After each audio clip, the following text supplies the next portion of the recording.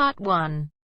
You'll hear a conversation between two students in the dining hall of the college.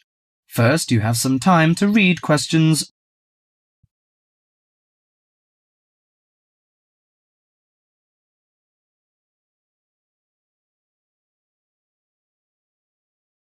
Now listen carefully to the conversation and answer questions. Hi Max, how are you? Hi Melanie, I'm fine. In fact, I'm preparing the coming holidays and I want to have a car tour with my friends. That sounds lovely. How is your preparation?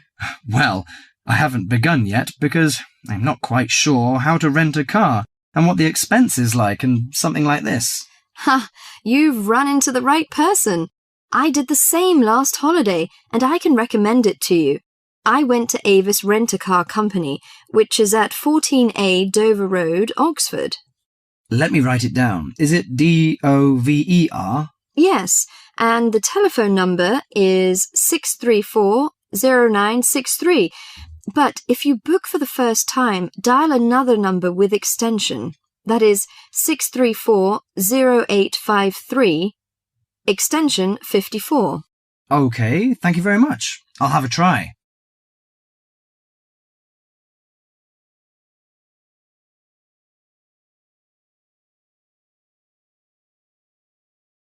Before you hear the rest of the conversation, you have some time to read questions 5.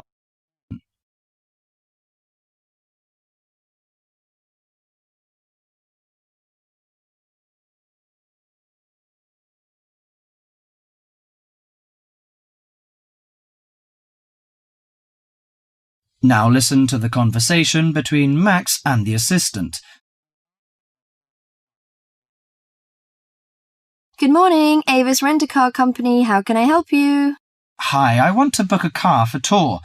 I want to inquire some information about the grade of the cars and the prices. No problem.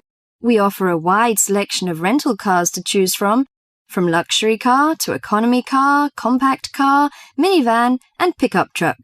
Well, luxury car is obviously out of my price range, but compact or economy is not big enough. You know, we have 7 persons together. Well, how about a minivan? It's perfect for road trips and will make your journey feel like you're in a living room on wheels. I think that's good. Well, what does it feature? I mean, what facilities does it have? Unlike most minivans with manual transmission, the rental minivan cars have feature automatic transmission, air conditioning, and AM/FM stereo. If you drive a long, smooth way, you can use the cruise control, which will save you a lot of energy. Good. How much is the price? If you rent an intermediate one, it will cost you £55 each day.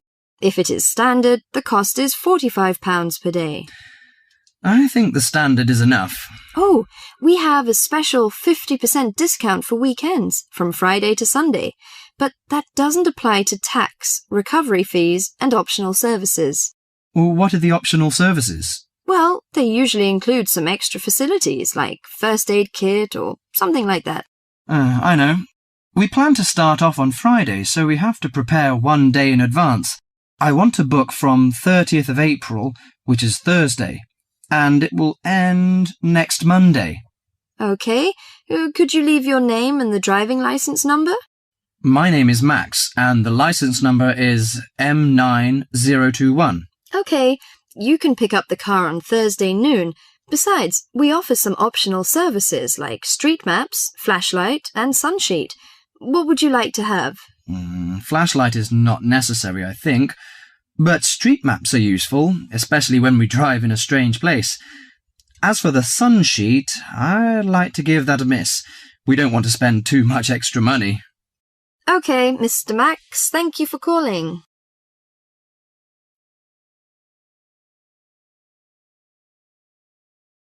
That is the end of Part 1. You now have half a minute to check your answers.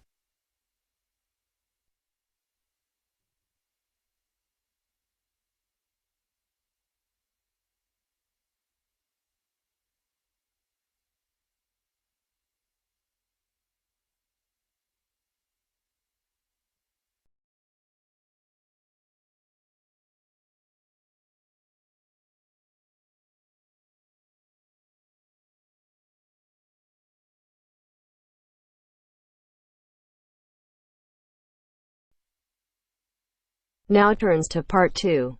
Part 2. You will hear two students and their tutor discussing a survey project. First, you have some time to look at questions 11 to 16.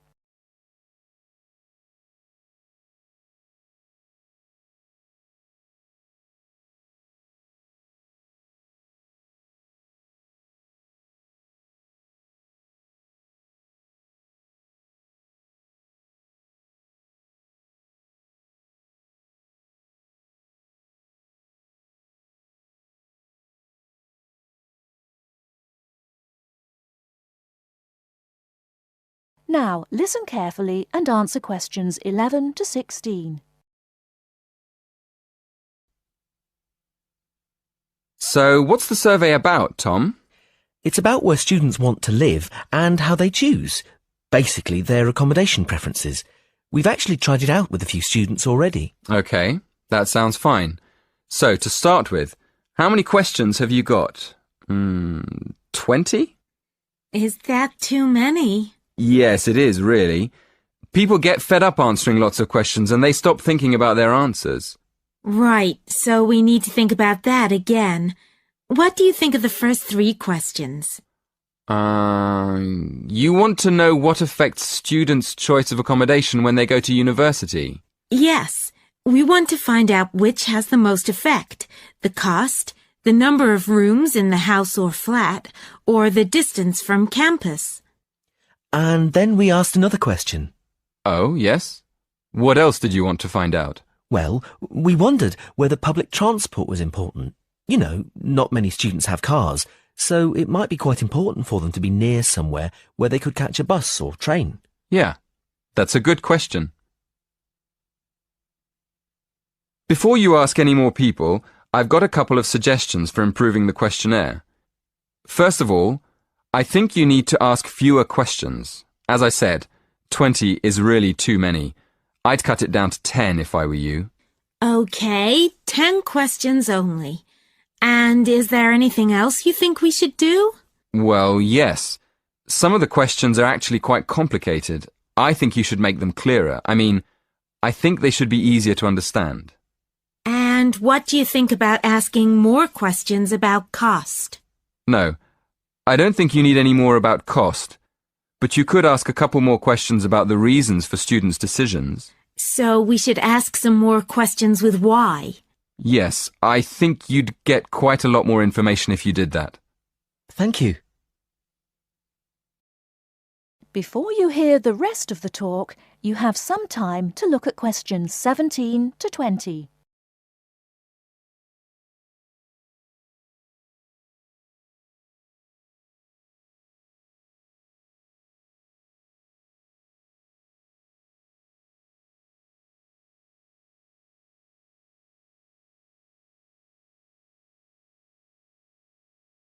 Now listen and answer questions 17 to 20. We've already got some results from our first questionnaire. Do you think we could use them? I don't see why not. What have you found out so far? Well, the number of rooms was only important for 16% of the people we asked. It looks like a lot of students are quite happy to share a room, and even fewer people were concerned about being near a bus stop. Only 10%, in fact. I'm surprised about that. But what about the distance from the university? Well, that was quite important. Around 20% of the students we asked wanted to be close to campus. That makes sense. And what about the cost? Yeah, as we expected. The cost was by far the most important factor. More than half the students were concerned with the cost. 54% to be exact. Only 54%? I thought it would be closer to 80%. That is the end of Part 2. You now have half a minute to check your answers.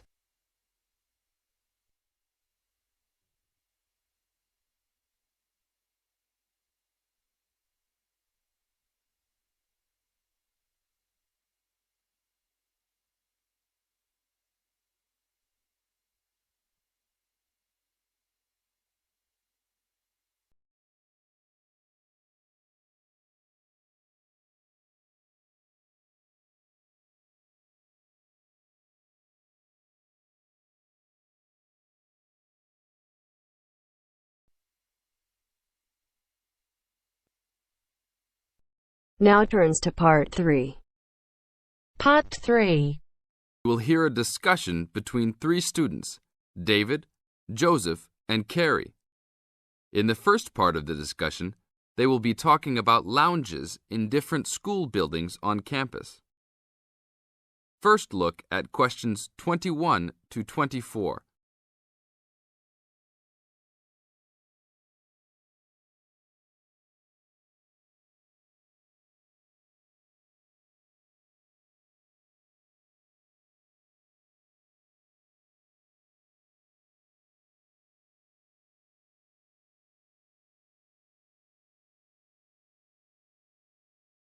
Now listen to the first part of the discussion and answer questions 21 to 24.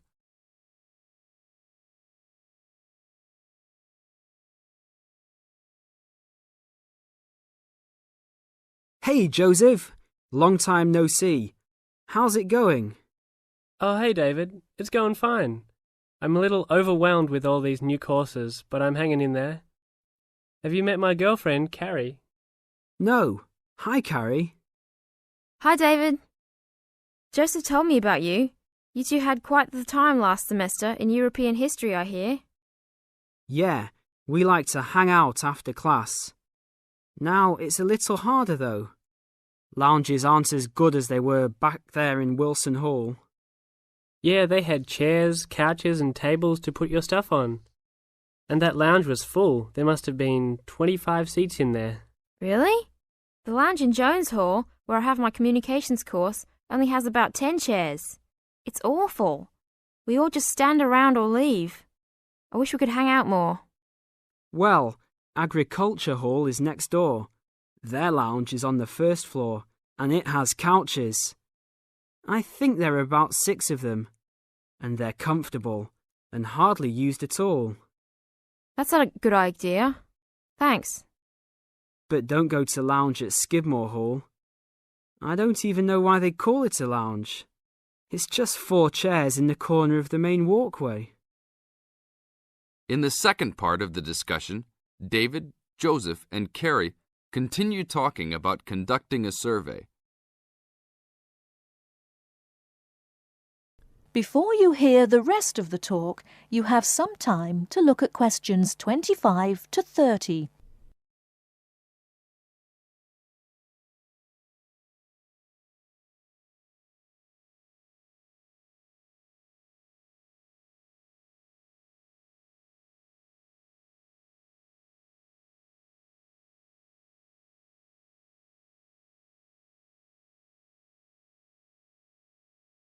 Now listen and answer questions 25 to 30.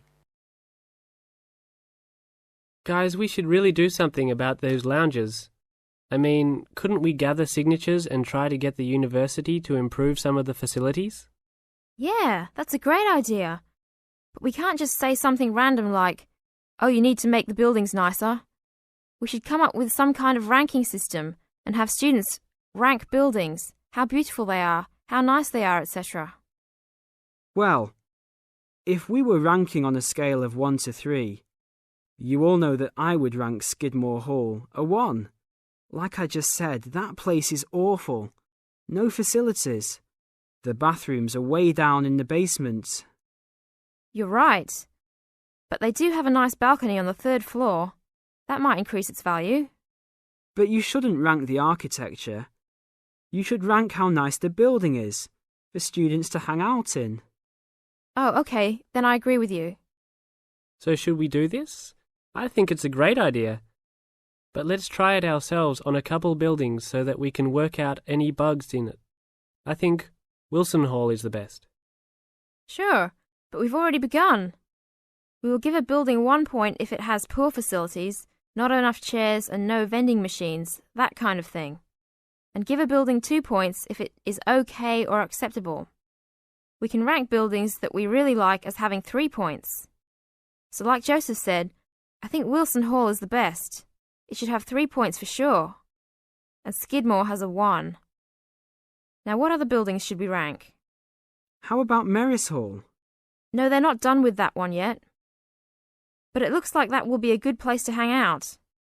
How about Agriculture Hall? You said something about that hall a bit earlier. Oh yeah, they have that lounge with couches that no one uses. But that might indicate that people don't hang out there for other reasons. They don't have any drink machines. That's why I never go there. Oh, well, then I think it's an average building. Let's give it the middle ranking. I agree. It could be improved slightly, but it's got a couple of nice features. I like that lounge in that third floor, for example, but the stairs are too short. I always trip when I'm walking up them.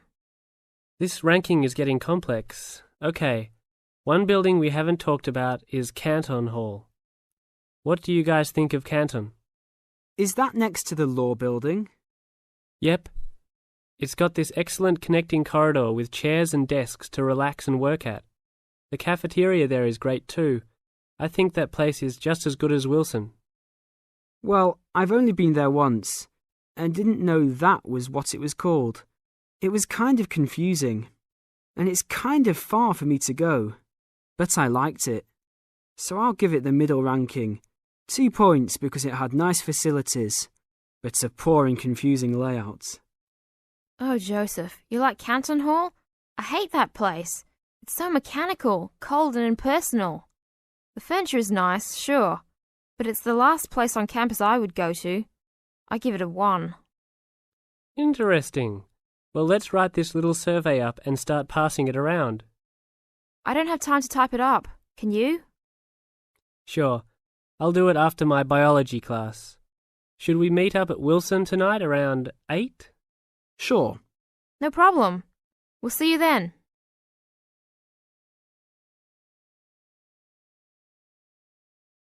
That is the end of part 3. You now have half a minute to check your answers.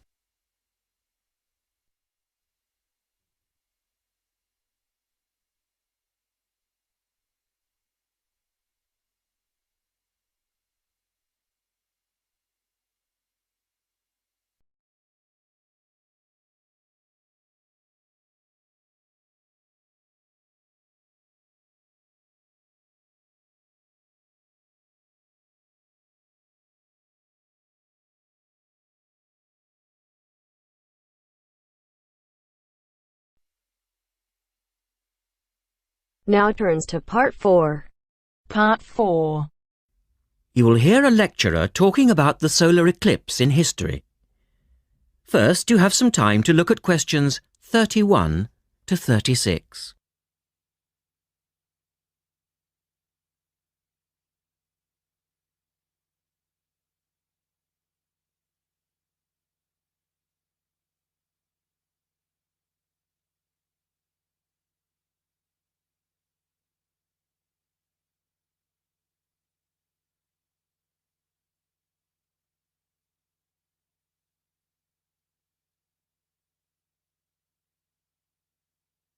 Now listen carefully and answer questions 31 to 36.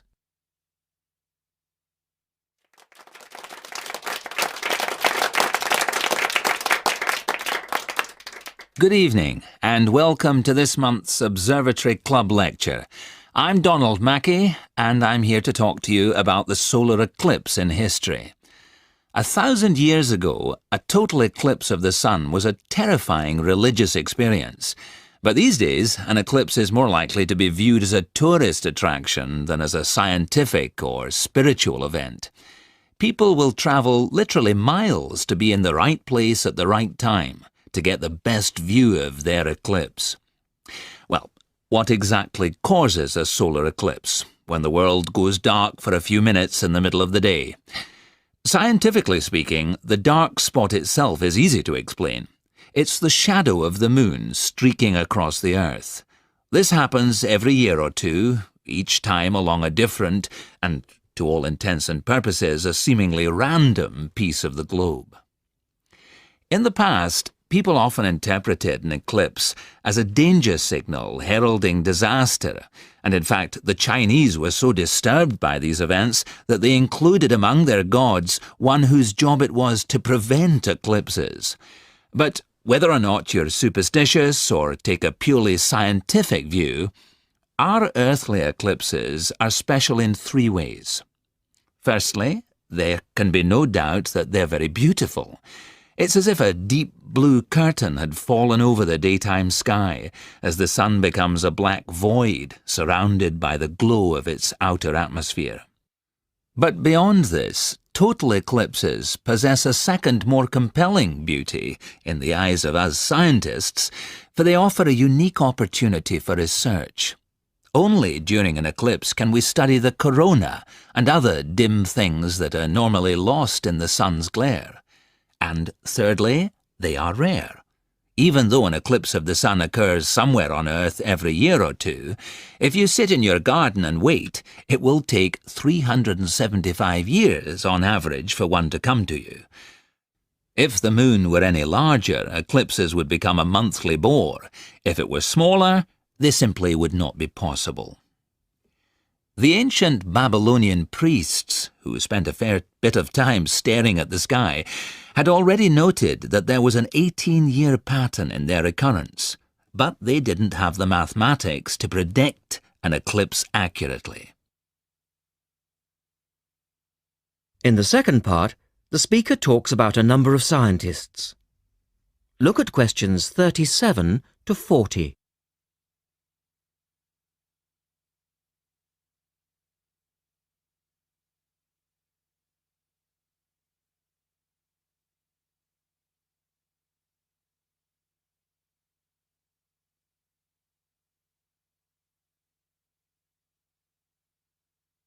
Now listen carefully and complete the table.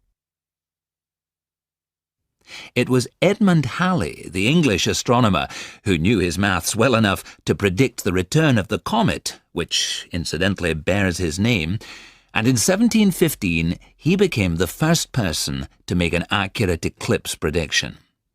This brought eclipses firmly into the scientific domain, and they've since allowed a number of important scientific discoveries to be made. For instance, in the eclipse of 1868, two scientists, Janssen and Lockyer, were observing the sun's atmosphere, and it was these observations that ultimately led to the discovery of a new element. They named the element helium, after the Greek god of the sun. This was a major find, because helium turned out to be the most common element in the universe after hydrogen. Another great triumph involved Mercury. I'll just put that up on the board for you now. See, there's Mercury, the planet closest to the sun, then Venus, Earth, etc. For centuries, scientists had been unable to understand why Mercury appeared to rotate faster than it should. Some astronomers suggested that there might be an undiscovered planet causing this unusual orbit, and even gave it the name Vulcan. During the eclipse of 1878, an American astronomer, James Watson, thought he'd spotted this so-called lost planet. But, alas for him, he was later obliged to admit that he'd been wrong about Vulcan and withdrew his claim. Then Albert Einstein came on the scene. Einstein suggested that, rather than being wrong about the number of planets, astronomers were actually wrong about gravity. Einstein's theory of relativity, for which he's so famous, disagreed with Newton's law of gravity in just the right way to explain Mercury's odd orbit. He also realized that a definitive test would be possible during the total eclipse of 1919, and this is indeed when his theory was finally proved correct. So there you have several examples of how eclipses have helped to increase our understanding of the universe. And now let's move on to the social aspects, and I think you'll find... That is the end of part 4. You now have half a minute to check your answer.